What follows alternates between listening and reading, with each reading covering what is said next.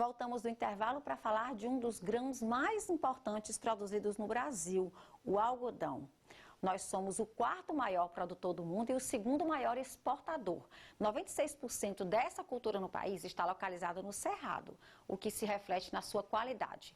É sobre esse assunto nosso bate-papo nacional de hoje, que traz a visão do engenheiro agrônomo e doutor em produção vegetal em áreas do Cerrado, Jorge da Silva Júnior. Jorge mora na cidade de Barreiras, na Bahia, onde também há uma grande produção aqui na região do Matopiba. Ele também vai falar sobre o cenário atual de produção de algodão no Brasil, com as instabilidades climáticas e também com a crise de fertilizantes. Vamos acompanhar essa conversa.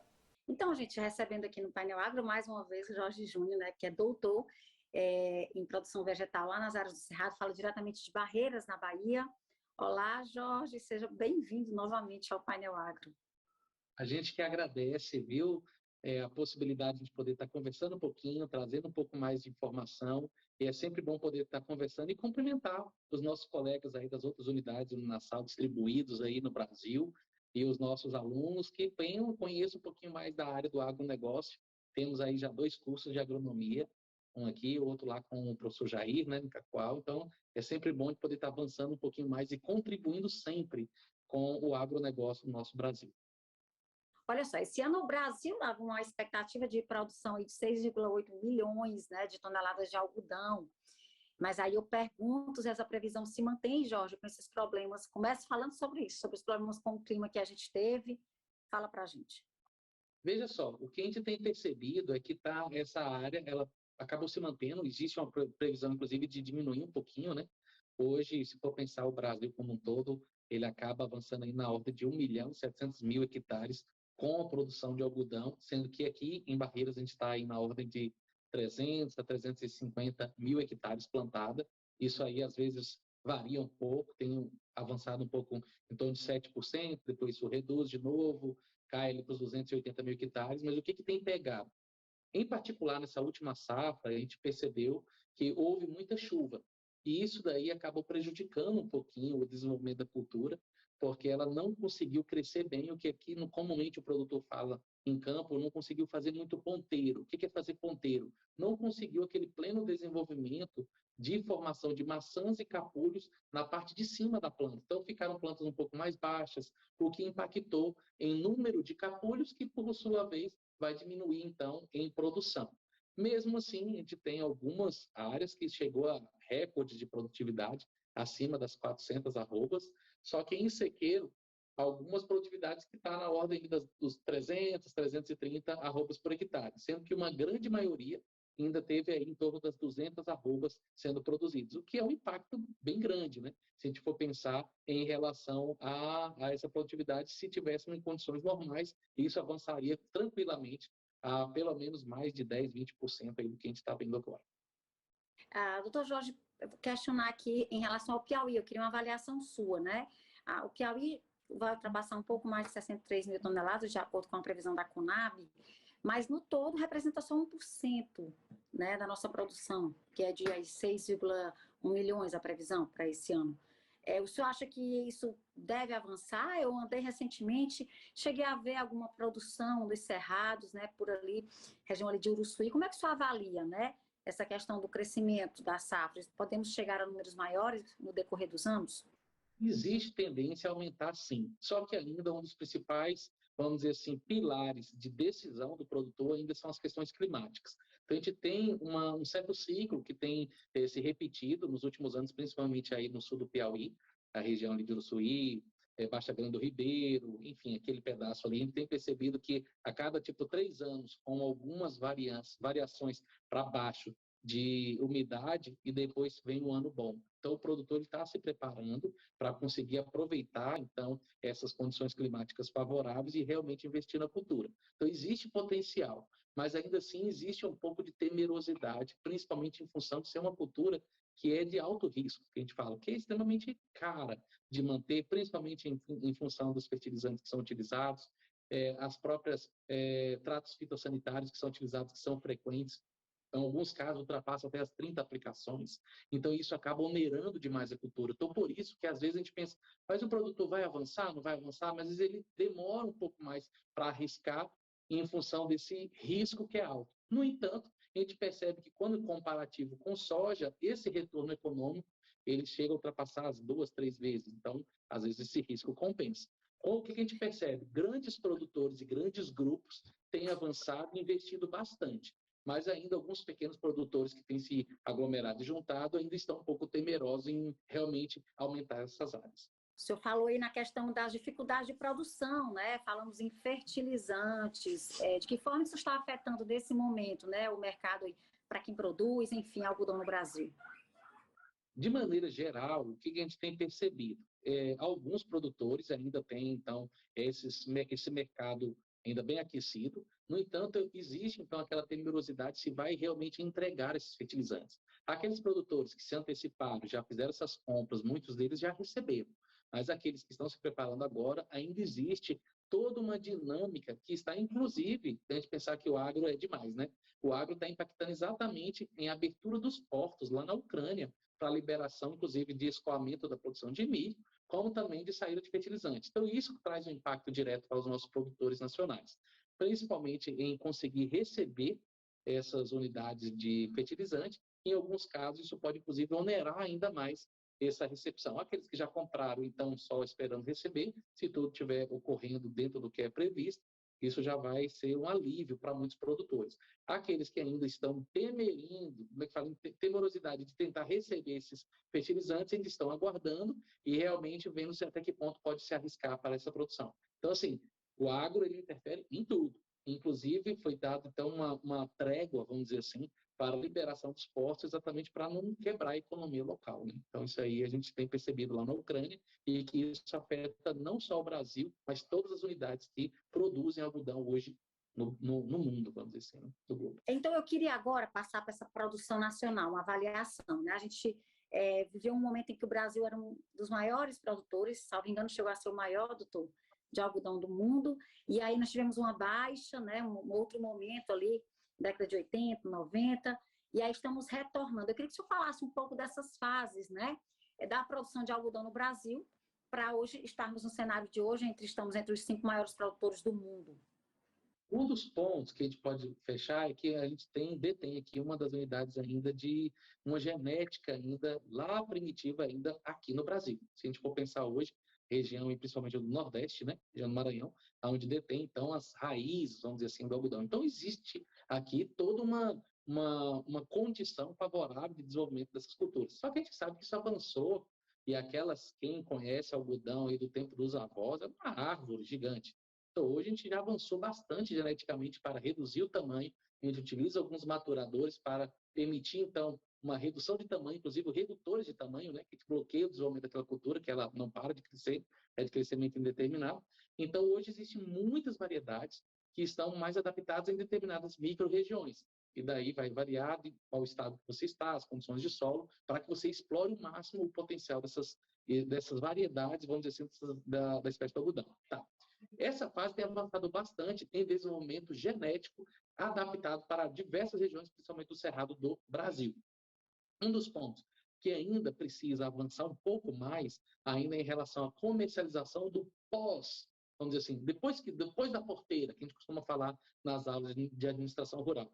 Porque dentro da porteira a gente está muito bem preparado, com várias variedades, inclusive resistente a algumas pragas, inclusive pragas novas, algumas doenças. Então isso está bem aparado. Só que o que está faltando ainda, não só aqui para a Bahia, como aí também no Piauí, é a indústria têxtil. Então, a gente precisa de mais políticas que possam engajar e serem mais atrativas para a própria indústria têxtil começar a industrializar e avançar um pouco mais nessas regiões. A partir do momento que a gente conseguir buscar e conseguir realmente essas indústrias têxteis implantadas nessas localidades, a gente vai diminuir, então, as questões de frete e conseguir aproveitar mais do valor que a gente tem do próprio algodão e, logicamente, de avançar mais na exportação. O que muitas vezes acontece ainda hoje, Leandro? A gente tem a venda da matéria bruta, isso é manufaturado lá fora, principalmente em quantidade, a gente não consegue absorver tudo aqui, e depois a gente importa esse algodão. E muitas vezes importa esse algodão como um algodão egípcio, um algodão não sei o quê. Então existe todo o marketing trabalhado em cima desse algodão, e é o nosso algodão.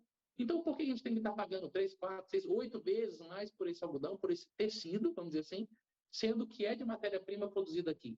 Então, assim, quem está buscando, e muitas associações têm buscado, é exatamente no sentido de avançar nas políticas de incentivo que essa indústria possa se estabelecer. Ao passo que, se ela estabelecer, a gente vai conseguir, então, ter uma quarta onda desse mercado do algodão, que é da comercialização não mais só das plumas de fibra, principalmente pensando hoje na qualidade de fibra que a gente tem. É uma das melhores qualidades de fibra do mundo, está aqui no nosso país. Então, a gente poder avançar realmente na comercialização dos tecidos.